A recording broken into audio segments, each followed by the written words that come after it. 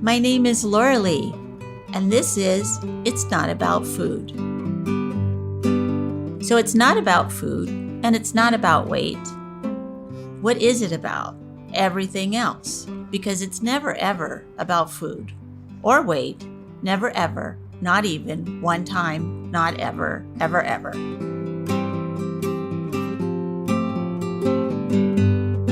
So this week, we're talking about recovery from an eating disorder is not a linear process. And what I mean by that is it takes many layers of learning that unfold uniquely, slowly, spontaneously, independently, with a lot of work and sometimes with no work at all, but it takes what it takes. This is like a radical acceptance, is that it will take as long as it takes. And sometimes we feel like we're way, way better, and then we're back in it. And we have to remember that we're just in different stages, different layers of learning. So one of the models I use is a spiral where you step on the path of recovery and you go around a little spiral and you're doing okay with learning how to feed yourself and love the body that you have and take care of your feelings. And then you hit a stressor and it feels like you're all the way back at the beginning, but you're not. You're still working yourself around that spiral. So maybe you're in the food or in the whole obsession for maybe 2 weeks, but not a year anymore, or an afternoon, or maybe you ate a whole jar of cookies, but not all the cookies in the world. And you just work yourself around that little spiral. And the other model we use is like the mountain, is that we just sort of go up this top of the mountain, and sometimes we take a wrong turn and we're in a forest that we can't see through and don't know where we're going. And we just come back to the path of, how do I take care of myself? What's going on with me? How can I love myself unconditionally? How can I have compassion for myself that I just got lost in a forest? And you just keep moving forward. Now, the part at the very top is this place that we call the most difficult place. That you had the feelings and you have the behavior and you don't know what to do. You know the behavior is not going to help, but you don't know what else to do. So you're stuck at that top, and the only way through it is to go over, is to do it, is to just say, I'm going to stay with myself, I'm going to go through this, and I'm going to learn how to love myself unconditionally. I'm going to learn how to eat intuitively. I'm going to learn how to take care of my body. I'm going to learn how to have my feelings. So that top of the mountain, it can be very frustrating and it can feel like you're never going to get better, but you are. Every time you get to that place where you have the feelings and you have the behavior, is another chance for you to work yourself through them. So the other thing I want to just say about this issue of really remembering that this is not a linear process, that this isn't a diet. So a diet, you kind of decide, okay, I've got to get this weight off. So I'm going to go on a diet. I'm going to eat this way. And then in 6 weeks, I'm going to come off the diet and I'm going to be another weight, and then I'll be happy and everything will be great. And this is not that. This isn't anything like that. That's a diet. This is not a diet. This doesn't have anything to do with a diet.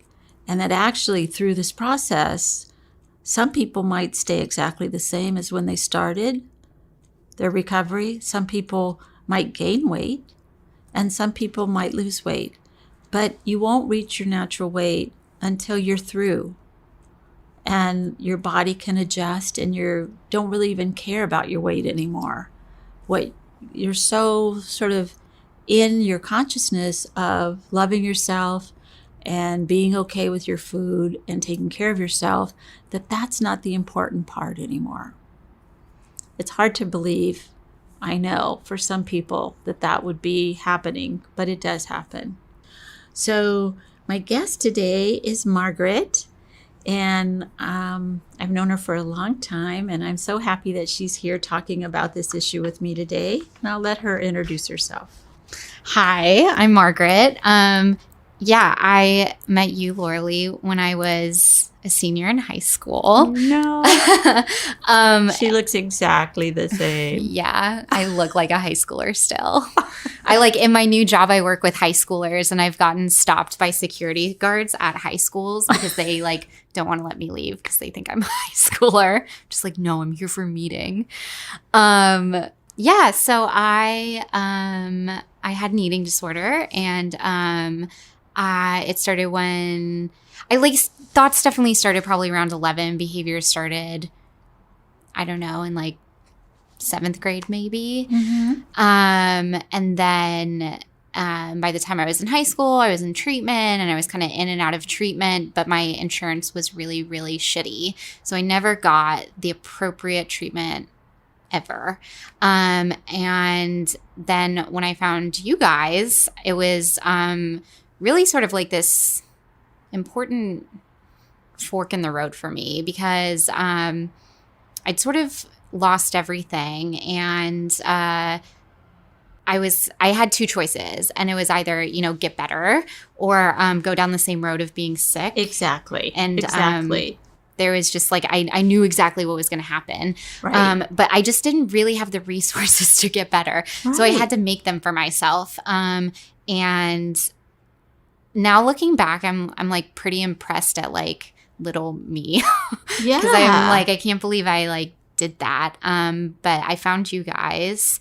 And then I read Jenny Schaefer's book, Life Without Ed. And that was kind of universal for me because it just gave me skills and a new way of thinking that I never had before. Right. That it wasn't you, it was an eating disorder. Yeah, and there was I could talk to my eating disorder and be like, oh, that's not me. Okay, let me figure this out. Mm-hmm. And then I got a mentor, but yeah, I mean, it was really beyond hunger that really helped me get better. We had such a strong group of peer educators at that time. We really did. It was so magical because we met every other week and we were talking about peer ed stuff, but it was life. It was our own mini support group. Exactly. But I think the major difference though was everybody who was a peer educator wanted to get better. That's right. And I'd never been in a group of people who wanted to get better. Right. But the magic was we also were struggling, but that was okay. Well, and you wanted to get better, and you were going into schools talking about getting better. Yeah. Yeah. So that was huge. Just reinforced it over and over again. Yeah. Oh yeah. I'm getting better, and you can too. Yeah. Or you don't even have to go down this road. Yeah. Yeah, because that was the first time I was like, okay, well, I can't go into this school and be talking about recovery and purging and not eating. Right. For me, just having that integrity was really, really important to me. Yeah, because there was that one time. It was when you guys were filming with America the Beautiful. Oh, right. Daryl came into one of our presentations. Yes. And I remember that was the first time in months that I wasn't doing well, and I went home and I was just bawling because I was I can't believe I just did that. I'm not doing well. Which is okay also. Right, we all struggle, but it just to me that showed that how important Beyond Hunger was to my recovery. Yeah. And how you were able to let go, I'm hoping, of that perfectionistic part of you that said, I can still recover and still struggle. Yeah. I mean, there's so many moments in my recovery where I had to do that. Yeah, 100 million times. Yeah, because being an advocate has definitely been one of the most helpful things in my recovery. However, I think at certain points it wasn't helpful because of my perfectionistic tendencies. Mm-hmm. So I would never take back anything because without it, I don't know where I would have been. Exactly. But I do think there were certain times where, especially I think a bit as I got older, where it's almost kind of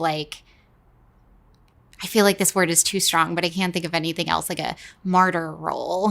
Mm-hmm. But I felt like I had to be a certain kind of role model, so I wouldn't allow myself to tell people if I was struggling. Yeah, you couldn't have all your feelings. Yeah. You could only have the good ones. Yeah. Yeah. Which doesn't, of course, ever work. No, it doesn't. Right. And I don't think a lot of people talk about that. They do not talk about that. They don't. Yeah. You know, like, maybe I'm not struggling with food or weight, but I'm struggling with money or relationships or time management or whatever. Yeah. And here I'm supposed to be this role model for people and have it all together, and I don't have anything together. Yeah. Yeah. We're just another slob on the bus going home. I mean, that, you know, really, that's all we all are anyways. So, yeah, we have to drop that perfectionistic attitude about ourselves. Yeah. Well, and I think it's so cultural too, you know, like we put people on pedestals. That's right. Like, you know, when Michelle Obama's book came out, Becoming, you know, it went to #1 and everybody's super obsessed with it. And I remember texting with my friend, I'm like, oh, I just finished the audiobook. Like, it was amazing. Right.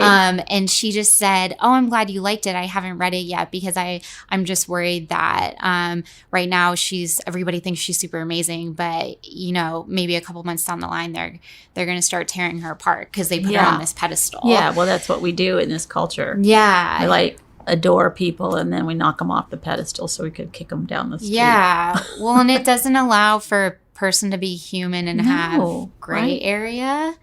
And I often relate a lot of things in recovery and in life to Harry Potter because it's just Harry Potter's chock full of life metaphors. Yeah. But one of my favorite characters in Harry Potter is Dumbledore. And I feel like Dumbledore is a really good example of a full character with gray area, because you spend pretty much the whole book series thinking Dumbledore is this super wise figure who knows everything and can save the world essentially.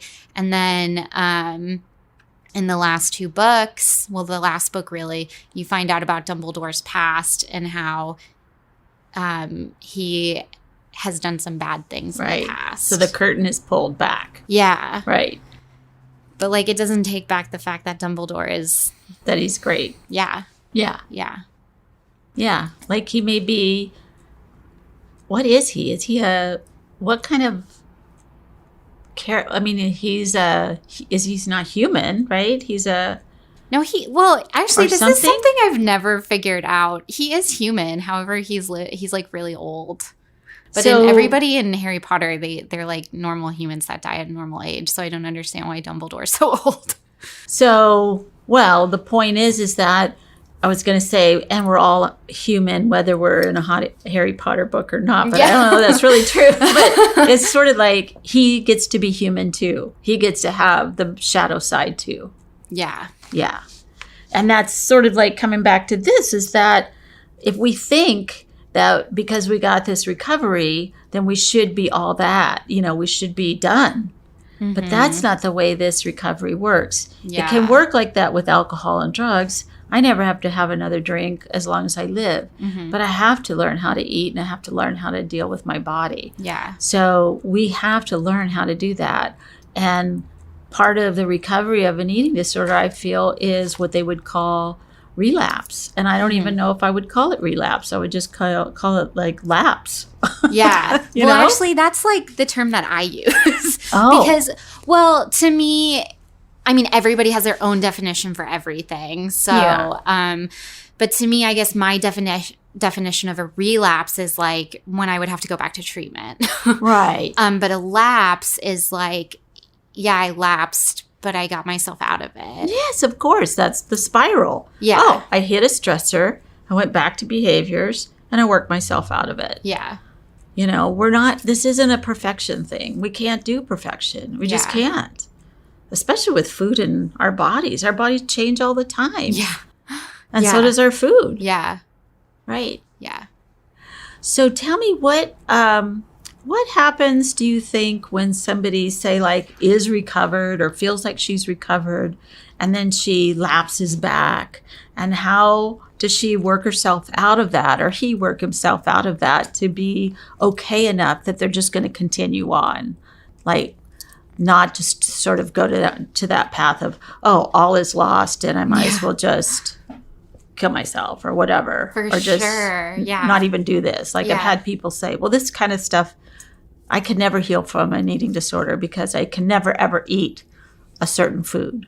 But that's not really true. You can. Yeah. It might not work for you very well, but it doesn't mean that you can't have it. Yeah. Oh, well, I feel like I just went through this. Yeah, so I just I feel like I'm always going through an interesting time in life. When is life not interesting? Really? But yeah, I mean, I'm super solid in recovery. But like, I've never called myself fully recovered just because I don't feel like I'm at that point. I don't know what my definition really That is either. the point, I think, is to find out what your definition is. Yeah. Yeah. And that's something that like I have been like recently looking at because like, okay, well, like then really what is my definition? But I just had a lot of life changes. I started a new job. I moved. And I thought I was really good at transitions, but they're always hard. And I've always been like a semi-anxious person, of course, but when I moved, I experienced a level of anxiety that like I've never experienced before. This last time when you moved? Yeah, so this like fall. Uh-huh. And that really messed with my appetite. And that's something I've never experienced before. Mm-hmm. So I had a lapse, and it was the first lapse I'd had in a really long time. And it started off just like I didn't mean for it to happen. Mm-hmm. But because my brain is wired a certain way, and especially like one thing I realized with working with my dietitian, if I get under a certain number, like it's like done for me almost. Well, not done, but yeah, bing, bing, bing, bing. Yeah. And so I went to a dark place, and I was like, oh my God, like I've been out of treatment for like almost 5 years now. Like, what the fuck is happening? Like this is not okay. And I went into like a shame spiral. Right. And I mean, it wasn't a very long lapse. It was, I got myself out of it. Mm-hmm.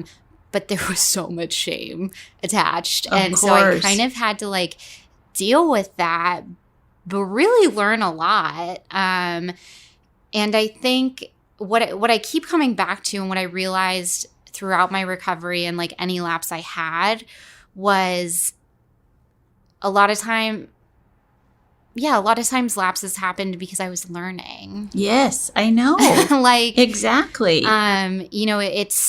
They're like little tests. Yeah. And then sometimes we make an A and sometimes a C, or sometimes, well, that test didn't go very well. Yeah. It's so okay. like I haven't had a life transition that big in quite a long time. No, you haven't. Like not really since college, kind of. When I made not a huge move, but moved down to Southern California. And yeah, I mean, I call it a big kid job, starting my big kid job and like moving. I think it's bigger than I wanted to like admit to myself. Yeah. So yeah, it was just like a big learning thing. And that's okay. So how does it feel to you, or to anyone that has some recovery under their belt, and then like has to go, well, I'm struggling. How do I get support? And then admit that, just be faced with that, sort of like that top of the mountain place. Yeah, I mean, I think as you do recovery, or the longer you're in recovery, that top of the mountain is always hard, but I think more and more that like you just have to do it. Right. And it will be so much better once you do. Right. And I like the word Charlotte Castle uses in her books, uncovery, because that's what I feel like it is. It's not it's because I'm just on a different level now. Yeah. Isn't this interesting? Yeah. I've never been this age before, and the tsunami of aging is like incredible. I didn't see this one coming. Yeah, yeah. It just caught me by surprise of how big the aging thing is. And I'm in uncovery about it. Yeah. Isn't this weird? Isn't this interesting? Isn't this for sure? Yeah. Different? Yeah. Yeah. Well, and what I have found in recovery is it's totally layers. Like I have a best friend, Sylvie, who was pretty much in treatment with me at the same time. And she's really one of the few friends that I've kept from treatment, and especially like one of the only ones who has been on a very similar path as me. And so,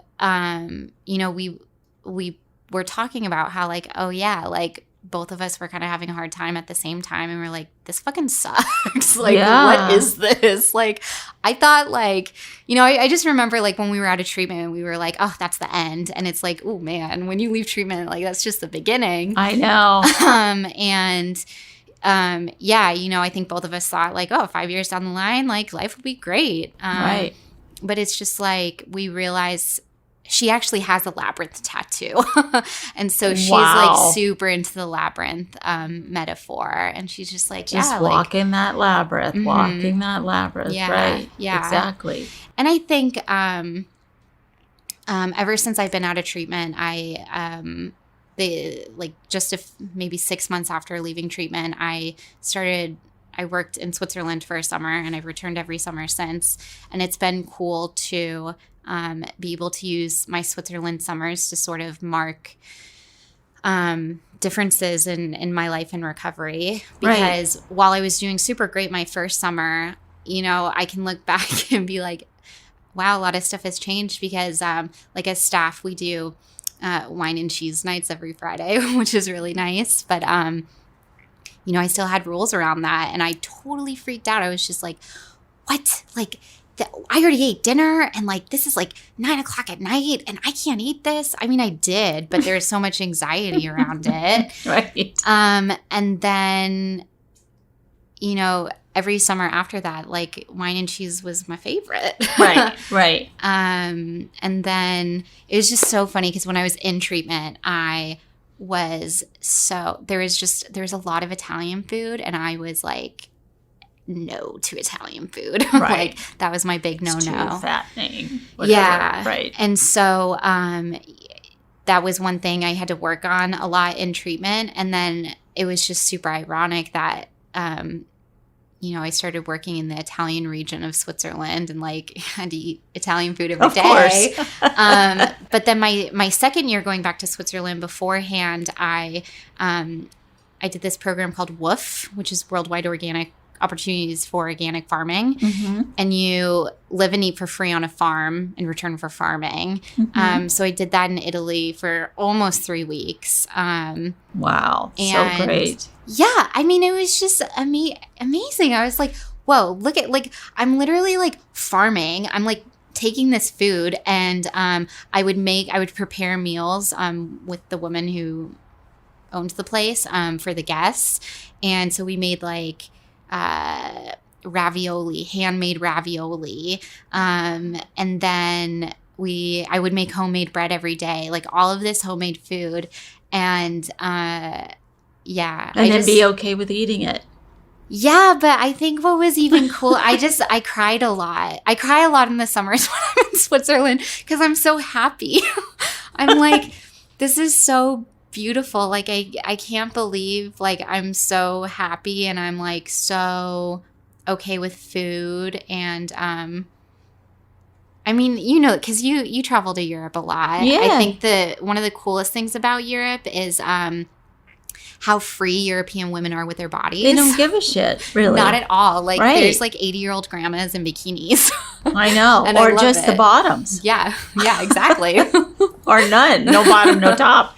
I know. It's so true. And I think what you're describing too is that for a lot of us that have had a lot of food rules, even when we give those up, we don't realize that we're on a secret diet, so secret.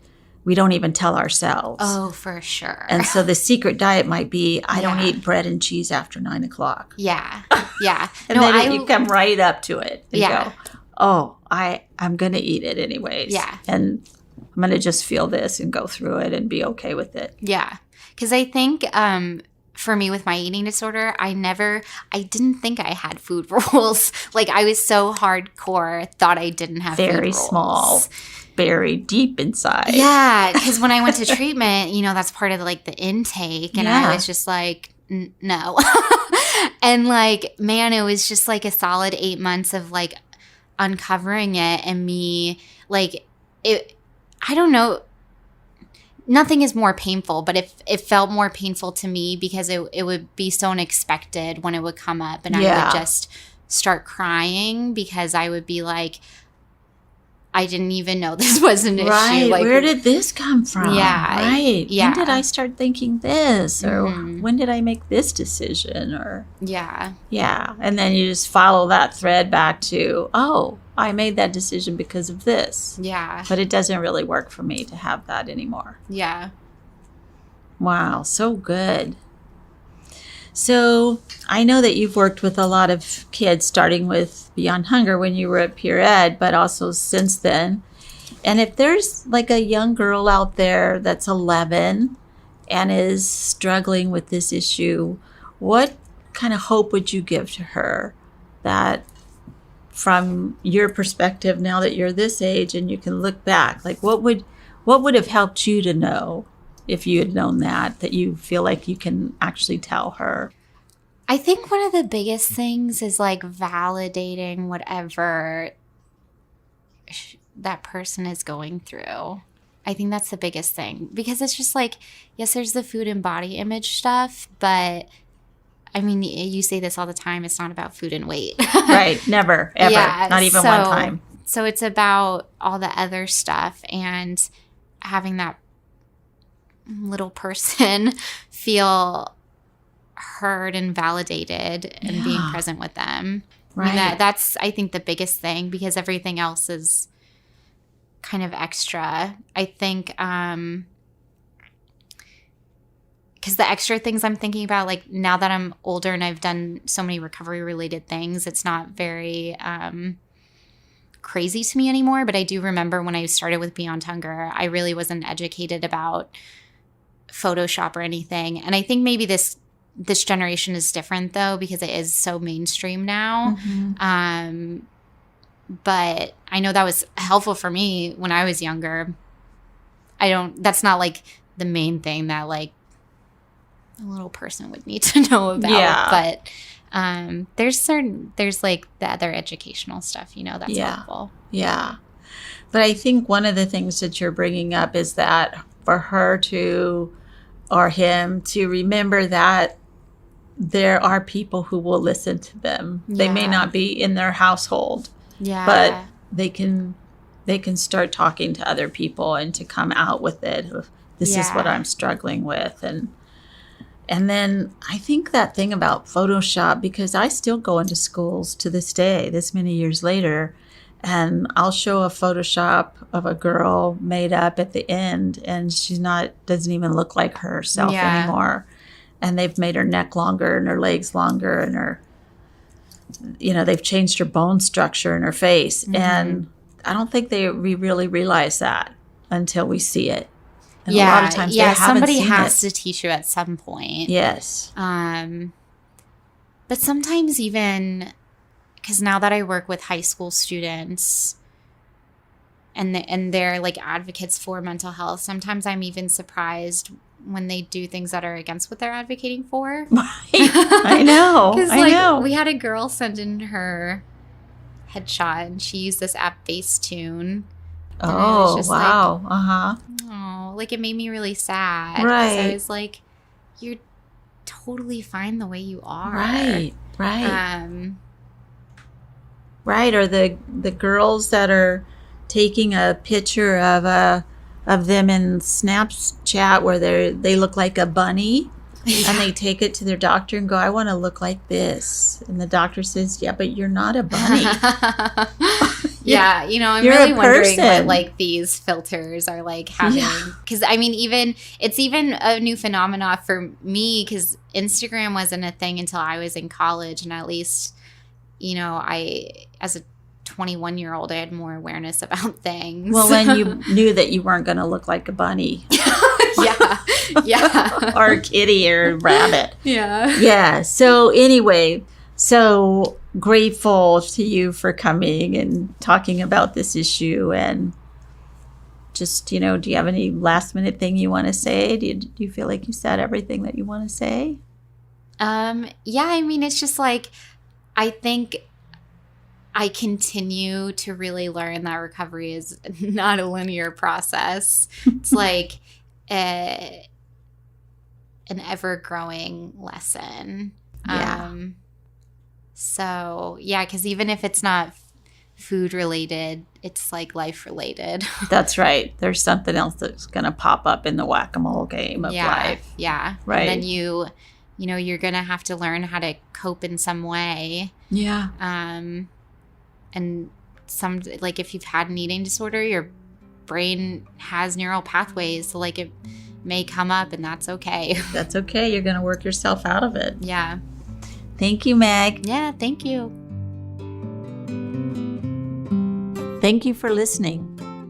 And be sure and follow me on Patreon, Instagram, Twitter, Facebook, and itsnotaboutfood.com. Thanks.